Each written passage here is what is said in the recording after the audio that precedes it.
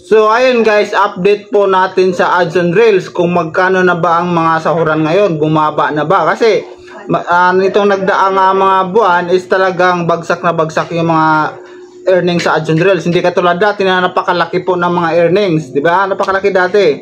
So ito, papakita ko sa inyo yung sa ads on Reels ko. Ito. So ayan, punta tayo sa monetization. I-click ang monetization. Yan. Si ads on Reels. So meron tayong loading pa guys. $10.83 US. O magkano na rin yan? Sa 500 na yan. So see all. Ayan po yung mga sa Reels natin.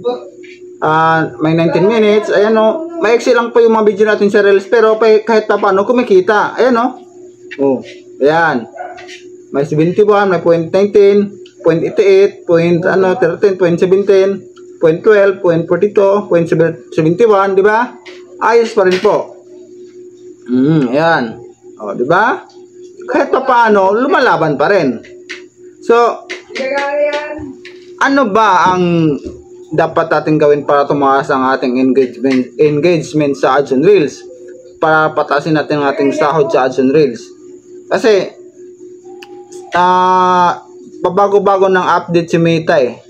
Hindi katulad ng last year na talagang malaki talaga ang mga earnings ng mga content creator. Pero ngayong medyo bumagsak talaga. Pero ang masasabi ko lang, tuloy-tuloy lang talaga tayo. Kasi once na titigil ka, walang mangyayari sa'yo. Sa ads on Reels kasi, maiksi man or mahaba ang video mo, kikita pa rin ito.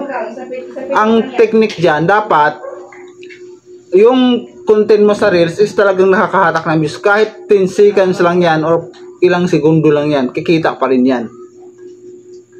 Ang importante kasi dyan, may manood sa'yo eh. May mag-react. Yun talaga yun eh. Kahit 10 seconds lang yung video mo sa Reels, kikita ka dyan eh. Kaya may papayo ko sa inyo, yung mag-isip kayo dyan ng content na nakakatuwa. Kasi yun talagang dyan eh, nakakatuwa, nakakahatak ng views, makakurious yung tao, talagang papanoorin nila. Diba? Yun lang. Kaya tuloy-tuloy lang tayo. Kung may mga katanungan kayo dyan, mag-comment lang kayo para masagot natin kasi medyo hindi na tayo active masyado dito sa YouTube eh. Okay? So, mag-comment lang kayo dyan kung may mga katanungan kayo para masagot ko. Ayos? Nice.